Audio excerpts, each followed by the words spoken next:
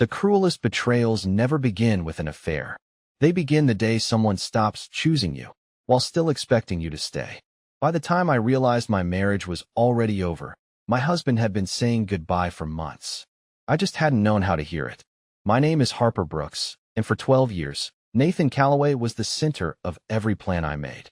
Every promotion I turned down, every holiday I rearranged, every dream I quietly placed on a shelf because his career always seemed more urgent than mine. If you had asked anyone who knew us, they would have called us the perfect couple. We lived in a restored brownstone just outside downtown Chicago. I worked as an interior architect, designing spaces that made strangers feel at home, while Nathan spent longer and longer hours climbing the ladder at his investment firm. Every success he celebrated became our success. At least, that was what I kept telling myself. On a cool Thursday evening in October, I stood barefoot in our kitchen, stirring a pot of homemade tomato basil soup while fresh bread warmed in the oven. The house smelled comforting, the kind of smell that made you believe everything was going to be okay. Nathan had texted an hour earlier. Running late. Client dinner. I smiled when I read it, even though it wasn't the first late dinner that week. I set the table for two anyway. Candles. Cloth napkins. The blue ceramic bowls we had bought during our anniversary trip to Vermont. Little rituals mattered to me. They reminded me that love was built in ordinary moments. The front door finally opened a little after 9. Nathan stepped inside, loosening his tie without looking up. "Hey," he muttered. "Hey," I answered softly. "Dinner's still warm. I'm not hungry." His voice wasn't angry. It was empty. He walked past me, setting his phone face down on the kitchen island before heading upstairs. I watched him disappear without asking how my day had been, without noticing the candles, without seeing that I'd waited nearly 3 hours just to eat with him. The silence he left behind somehow hurt more than an argument ever could. A few minutes later, I carried his jacket toward the laundry room out of habit. That's when a folded hotel receipt slipped from the inside pocket and landed on the floor. Lakeshore Grand Hotel. Dinner for 2. Valet parking. A sweet charge. My heart didn't race. It simply stopped trusting what it had believed only seconds before. I picked up the paper carefully, almost afraid it might disappear if I blinked. "Harper," Nathan called from upstairs. "Have you seen my navy cufflinks?" I stared at the receipt in my trembling hand. I wanted to believe there was an explanation. A business meeting. A client event. Anything. I folded it neatly and slipped it back into his pocket before walking upstairs. "They're on your dresser," I said with a smile I didn't recognize as my own. Nathan thanked me without meeting my eyes. He didn't notice that something inside me had quietly shifted. That night, he fell asleep within minutes. I lay awake beside him, staring into the darkness, listening to the steady rhythm of the man I had loved for more than a decade. For the first time, the space between us felt wider than the entire city outside our bedroom window. And somewhere deep inside, a question I had spent months avoiding finally found its voice. If he was already building another life, why was I still fighting so hard to save this one? The hardest part about being lied to is not the moment you discover the truth. It is realizing how many memories have to be rewritten afterward. The next morning, I carried on exactly as I always had. I made coffee. I watered the herbs growing on the kitchen windowsill. I wished Nathan a good day before he hurried out the front door with his laptop bag slung over one shoulder. He kissed the top of my head out of habit, not affection. The moment the door closed behind him, the house felt strangely unfamiliar. I looked around at the family photos lining the hallway. 12 years of birthdays, road trips, Thanksgiving dinners, and ordinary Sundays smiled back at me from polished frames. I wondered how many of those smiles had been real. By lunchtime, I had convinced myself the hotel receipt meant nothing. Nathan worked with clients all over Chicago. Maybe someone else booked the room. Maybe there had been a conference. Maybe I was letting one piece of paper destroy a perfectly good marriage. That was the story I wanted to believe. But doubt has a way of growing louder once it finds a place to live. Around 5 that evening, Nathan sent another text. "Running late again. Do not wait up." I stared at the message for a long time before setting my phone down.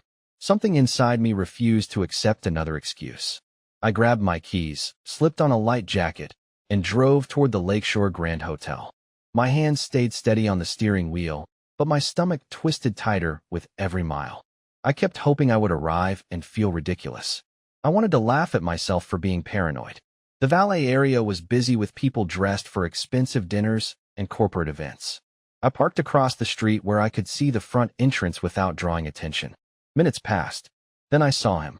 Nathan stepped through the revolving doors, smiling in a way I had not seen in months. Beside him walked a blonde woman in a cream-colored coat. She laughed as he reached for the small of her back to guide her down the steps. It was not an accidental touch. It was comfortable, familiar, intimate. They stopped beside the valet stand. She adjusted his tie and brushed something invisible from his jacket. Nathan looked at her with the warmth that had slowly disappeared from our home. Then he leaned close enough to whisper something that made her laugh again.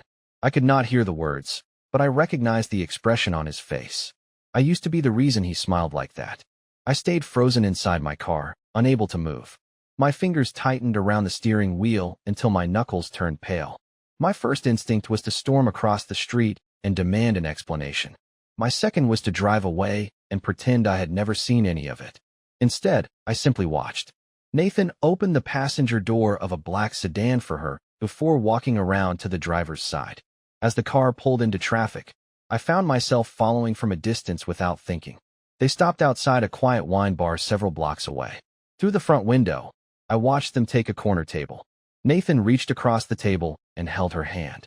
That was the moment every excuse I had written for him collapsed. My phone buzzed in my purse. It was Nathan. I let it ring once before answering. "Hey," I said, forcing my voice to stay calm. "I just wanted to tell you the client dinner is going longer than expected," he said smoothly. "Do not wait for me." I looked through the restaurant window as he smiled across the table at the woman sitting opposite him. My throat tightened, but I managed one quiet reply. "All right, be safe." I ended the call before he could hear my voice break. Sitting alone in my car beneath the glow of the streetlights, I finally understood something I had been refusing to admit. I was no longer trying to save my marriage. I was only trying to survive the truth. There comes a moment when your heart stops asking whether someone loves you and starts asking why you stayed so long without being loved back. I drove home long after Nathan did. His car was already in the driveway, the porch light glowing exactly the way it always had. Anyone passing by would have seen a quiet suburban home with two successful professionals living an ordinary life. They would never have guessed that everything inside those walls had already fallen apart. Nathan was sitting in the living room when I walked in, scrolling through his phone as if it were any other evening. He looked up and smiled. "Hey, you are home later than I expected." I slipped my keys into the bowl by the front door. I had a project meeting run long. The lie came easier than I thought it would. Maybe because I had just listened to one myself. "How was dinner?" I asked, keeping my voice steady. "Fine. Just business." He did not hesitate, not even for a second. I looked at the man standing in front of me and wondered when he had become someone who could lie so effortlessly. "I am exhausted," he said. "I think I am going upstairs." I nodded. "Good night, Nathan." After he disappeared, I remained standing alone in the living room. The silence felt different now. Before, it had been confusing. Now it had a name. Betrayal. I barely slept that night. Every time I closed my eyes, I saw him smiling across that restaurant table. The smile he had not given me in months. By sunrise, I had stopped crying. Not because the pain was gone, but because something inside me had gone strangely calm. At work the next morning, I stared at floor plans spread across my desk without seeing them. My coworker, Denise, leaned against my office door holding 2 cups of coffee. "You have been looking at the same drawing for 15 minutes, she said gently. "Everything all right?" I almost gave my usual answer. "I am fine." Instead, I surprised myself. "I do not think my husband loves me anymore." Denise set one coffee in front of me and pulled up a chair. She did not rush to fill the silence. She simply waited. Finally she asked, "Do you know that? Or are you afraid of it?" I looked down at my hands. "I know." She reached across the desk and squeezed my wrist. "Then stop making yourself carry his choices as if they are your failure." Her words stayed with me all afternoon. That evening, Nathan came home unusually early. He loosened his tie and stood awkwardly in the kitchen. "Can we talk?" he asked. I turned off the faucet and dried my hands slowly. Of course. He would not look directly at me. Instead, his eyes wandered toward the backyard through the window.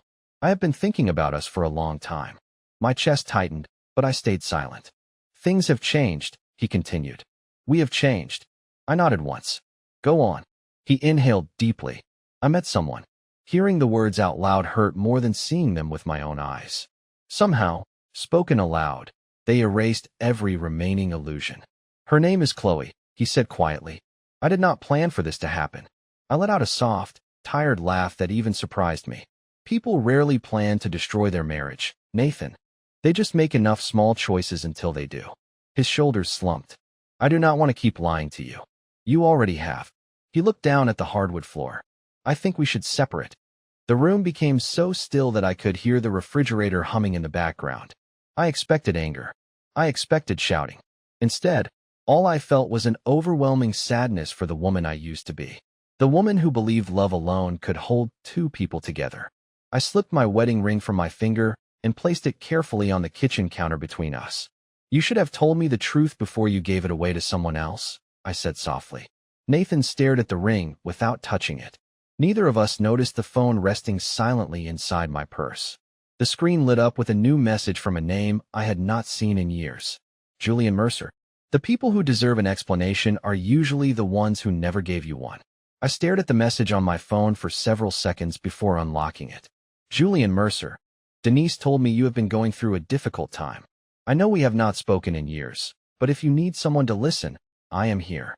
I smiled faintly, more out of surprise than happiness. Julian.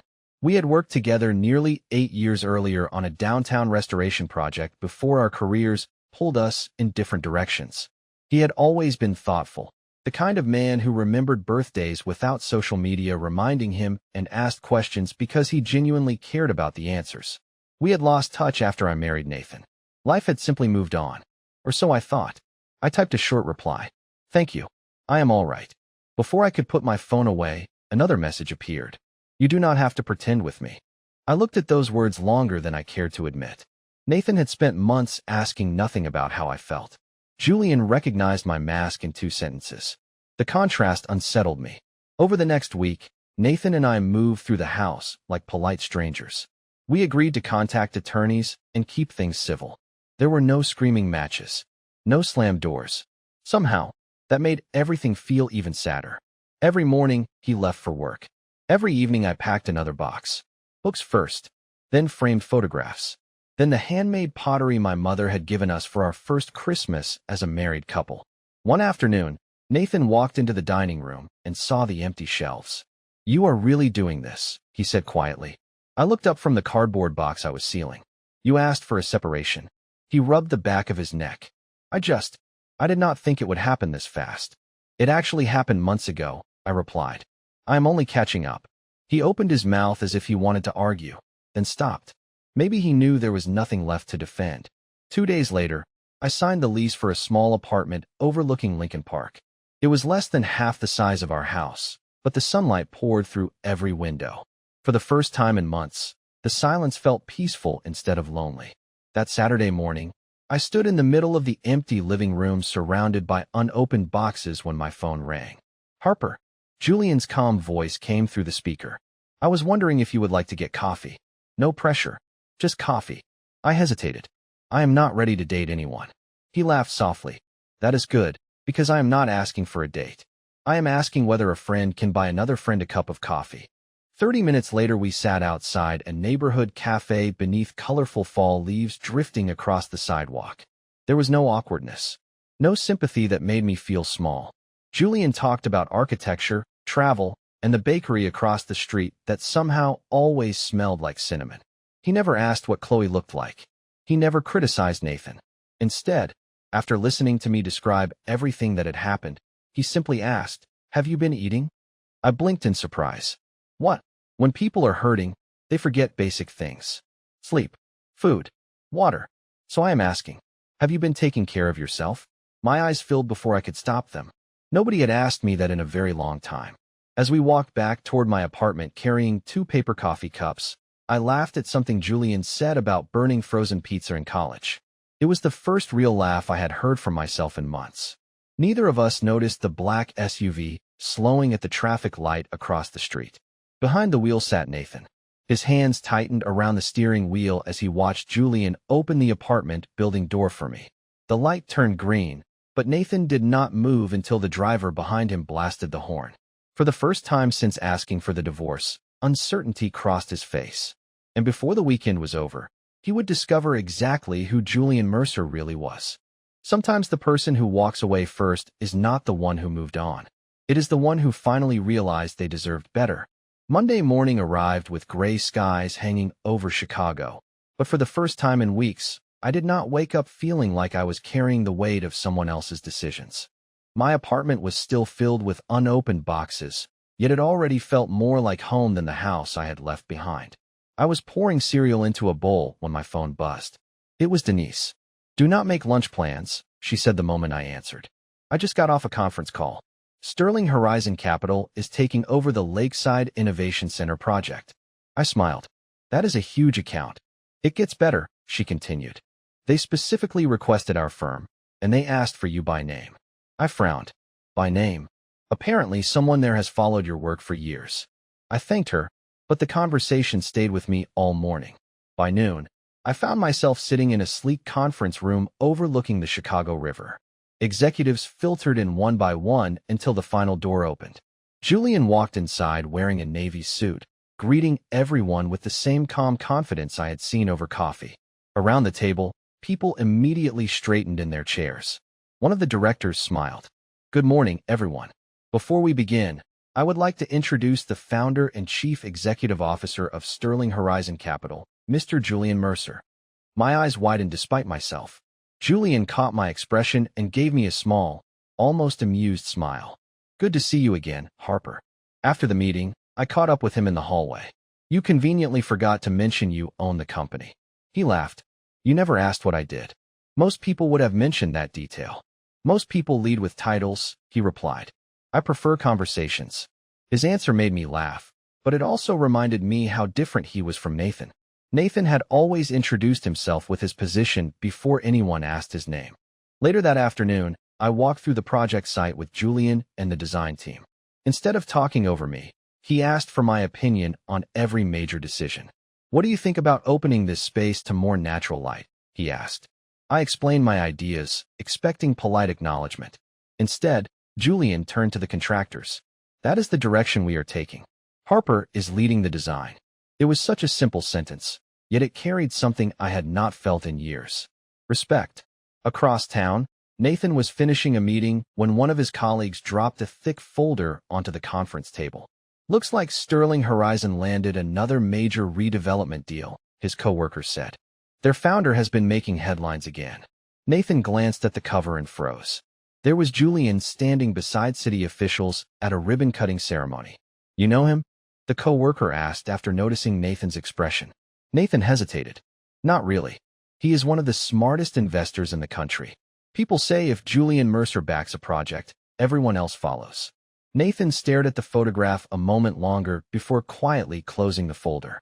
That evening, curiosity got the better of him. Sitting alone in the empty dining room of the house we once shared, he searched Julian's name online. Article after article appeared. Billion-dollar developments. Community revitalization projects. Philanthropic foundations.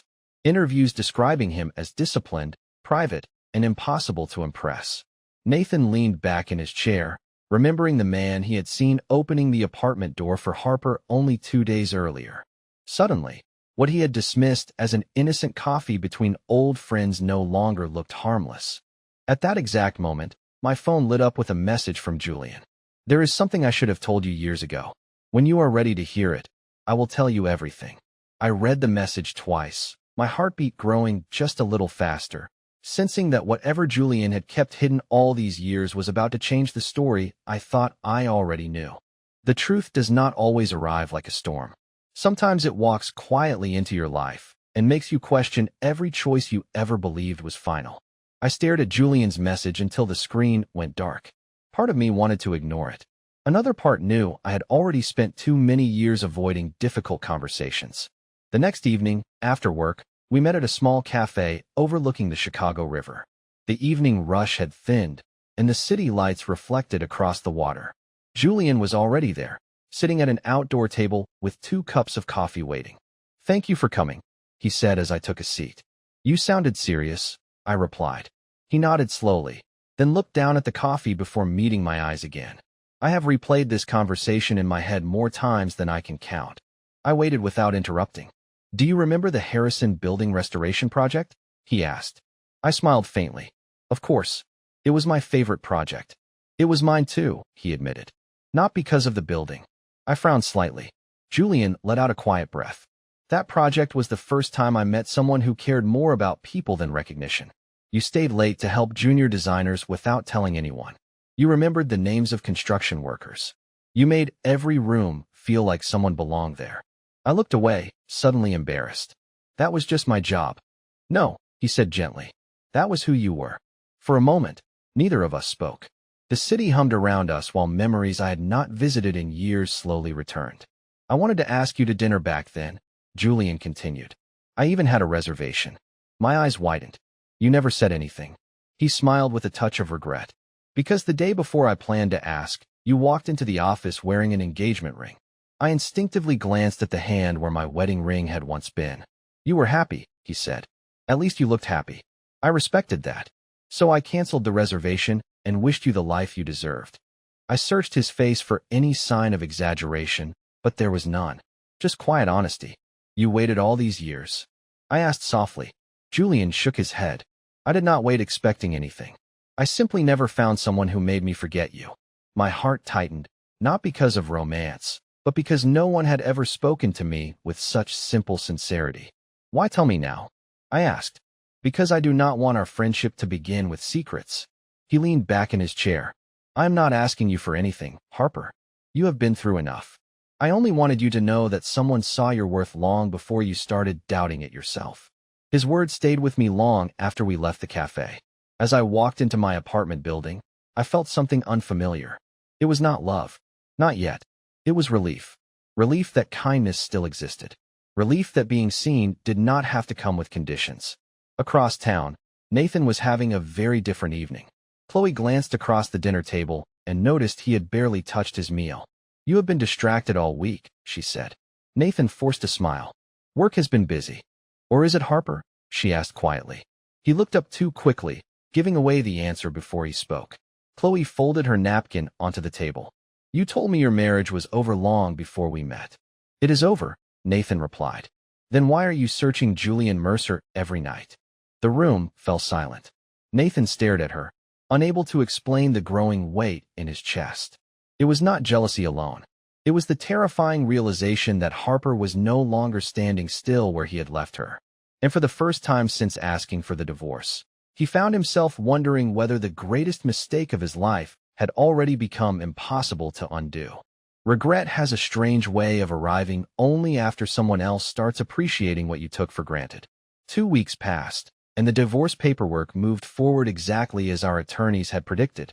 Every signature felt less like the end of a marriage and more like closing a chapter that had quietly ended long before either of us admitted it.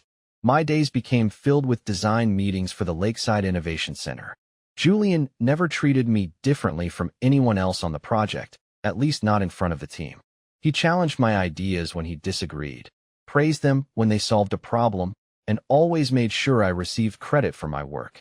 I had forgotten how empowering it felt to have someone believe in my abilities instead of expecting endless sacrifices. One Friday afternoon, our team gathered for a presentation at City Hall to unveil updated plans for the redevelopment project. Local officials, investors, architects, and business leaders filled the room. I stood near the presentation boards, reviewing my notes, when Julian walked over. Nervous? He asked with a smile. A little, I admitted. Good. It means you still care.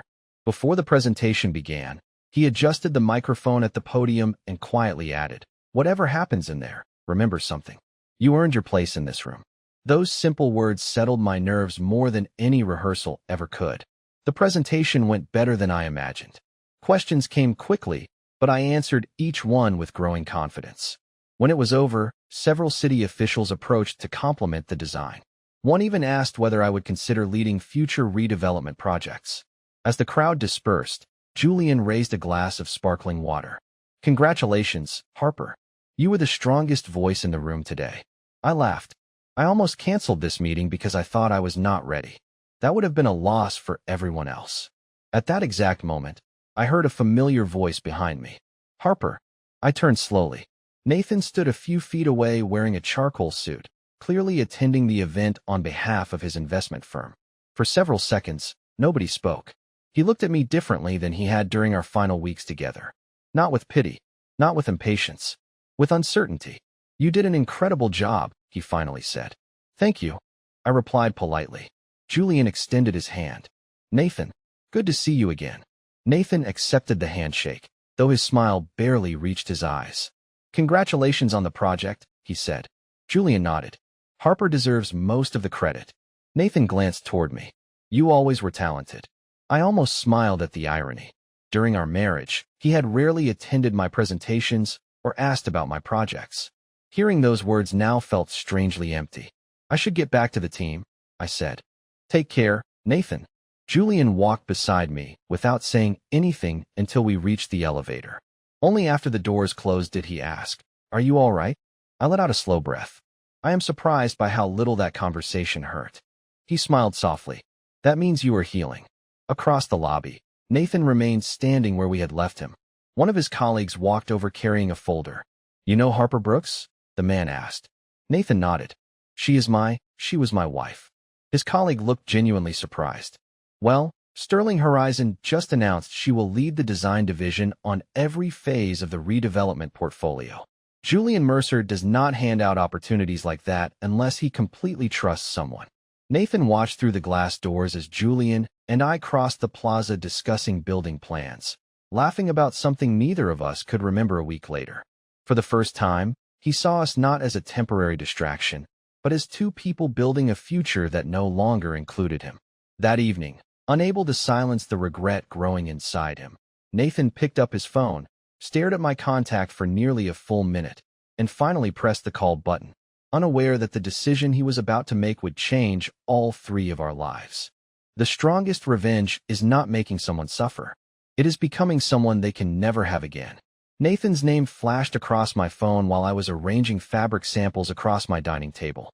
I stared at the screen until it stopped ringing. A moment later, a voicemail notification appeared. I almost deleted it without listening, but curiosity won. His voice sounded unfamiliar, stripped of the confidence I had lived beside for more than a decade. "Harper, I know I probably do not deserve your time. I think we should talk. There are things I need to say in person. Please call me back if you can." I set the phone down without responding. A few months earlier, hearing those words would have filled me with hope. Now they only made me tired. The next morning, I arrived at the Lakeside Innovation Center before sunrise. Steel beams stretched across the skyline as construction crews prepared for another long day. Julian was already there, wearing a hard hat and talking with the site manager. When he noticed me, he smiled. "You beat me here." "I could not sleep," I admitted. "Too many ideas." He handed me a cup of coffee. That is usually a good problem. As we walked through the unfinished lobby discussing lighting plans and open gathering spaces, my phone vibrated again. Another message from Nathan. "Please, 5 minutes. That is all I am asking." I slipped the phone back into my pocket. Julian noticed, but did not ask who it was. He simply respected my silence. Later that afternoon, after finishing a client meeting, I stepped outside the office building and found Nathan waiting across the street. He looked nervous, almost uncertain whether I would walk away. I considered doing exactly that, but something inside me knew unfinished conversations had a way of following people for years. I crossed the sidewalk slowly. "You wanted 5 minutes," I said. "You have them." Nathan exhaled with visible relief. "Thank you." For a few seconds, neither of us spoke. Finally, he looked at me and said, "I have made the biggest mistake of my life." I listened quietly. When I left, I convinced myself I wanted a different future. I thought success meant chasing something new. His eyes dropped toward the sidewalk. Instead, I threw away the person who stood beside me through everything. I folded my arms, not out of anger, but to steady myself. "Why are you telling me this now?" "Because every time I see you." He hesitated. "You look happier, stronger." And I realized I was never running toward something better. I was running away from someone who believed in me before anyone else did. His words were sincere. I could hear that much. But sincerity arrives too late more often than people expect. "Nathan," I said gently, "I spent years asking for your attention while you were already giving it to someone else. You do not get to miss me now because someone else values what you ignored." He swallowed hard. "Is there really no chance?" I shook my head slowly.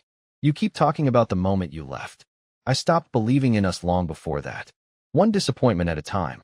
One broken promise at a time. That is how love disappeared. His shoulders sank as if the weight of those words finally reached him. Before he could answer, a black sedan pulled up to the curb. Julian stepped out, having just returned from another meeting. He had no idea what Nathan and I had been discussing. Everything all right? He asked calmly. I nodded. Yes. We were just finishing. Nathan looked from me to Julian, then gave a faint, defeated smile. Take care of her, he said quietly. Julian answered without hesitation. She has always known how to take care of herself. I am just fortunate enough to walk beside her. Nathan lowered his eyes, understanding the difference immediately. As Julian opened the passenger door for me, I noticed a cream-colored envelope resting on the front seat with my name written across it in careful handwriting. What is this? I asked. Julian smiled, almost shyly. Open it when we get to the office. It is an opportunity one have been hoping to give you for a very long time. I held the envelope in my hands, unaware that what waited inside would become the final piece of the life I had never imagined was still possible. The life you deserve rarely begins the day someone finally chooses you. It begins the day you stop begging the wrong person to stay. I looked at the envelope in my lap all the way back to Sterling Horizon Capital, wondering why Julian had seemed almost nervous handing it to me. Once we reached his office, he closed the door behind us and motioned toward the chair across from his desk. Go ahead, he said with an encouraging smile. I carefully opened the envelope and pulled out several neatly arranged documents. At the top was an official offer naming me Executive Director of Design and Community Development for every future redevelopment project under Sterling Horizon Capital. I looked up, certain I had misunderstood. Julian, this cannot be real. He leaned forward with his hands folded. It is real. The board approved it this morning. I shook my head slowly. There are architects with bigger portfolios, designers with more awards. Julian smiled. Maybe, but there are not many people who remember that buildings are for people, not headlines. That is the person I want leading this work. I stared at the papers, unable to speak.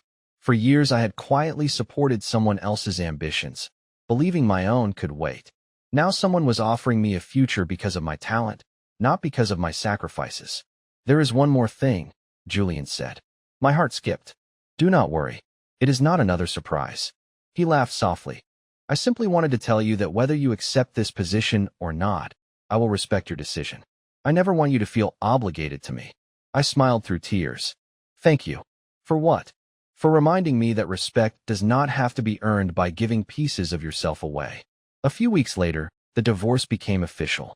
There were no dramatic speeches inside the courthouse. Just signatures, polite nods, and two people walking toward different futures. As I stepped outside into the crisp afternoon air, Nathan caught up with me near the courthouse steps. Harper, he called gently. I turned. He looked older than he had only months before, not because of time, but because regret had a way of settling into a person's face. I do not expect forgiveness, he said. I only wanted to tell you that I am sorry. Truly sorry. I studied him for a long moment before answering. I believe you. His eyes lifted with cautious hope. I continued quietly. But forgiveness and another chance are not the same thing. He nodded slowly, understanding before I finished. I know. After a moment he smiled, small but genuine. I hope you have an incredible life. I plan to, I answered. He extended his hand instead of reaching for a hug. I shook it. Then we walked in opposite directions without looking back. Months passed.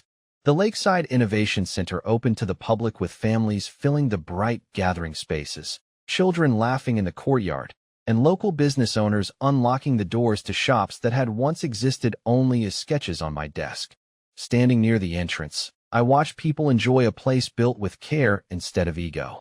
Julian joined me, holding 2 cups of coffee, just as he had on the day. Everything quietly began to change. Still nervous before every opening? He asked with a grin. Every single time, I admitted. Good, he replied. It means you still care. I laughed, and this time the sound came effortlessly.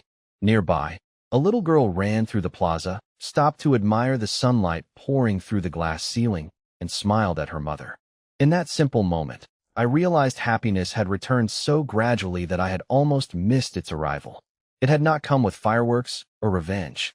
It had arrived through peaceful mornings, honest conversations, meaningful work, and people who kept showing up without asking me to become someone else. Looking back now, I no longer think Nathan was the greatest lesson of my life. Losing myself was. Because once I learned to choose my own worth, everything else found its proper place. If this story leaves you with anything, let it be this. Never measure your value by the person who failed to see it. The right people will never ask you to become smaller so they can feel bigger. They will stand beside you, celebrate your light, and remind you of who you are on the days you forget. And sometimes, the happiest ending is not finding the one who never let you go. It is finally becoming the person who never abandons herself again.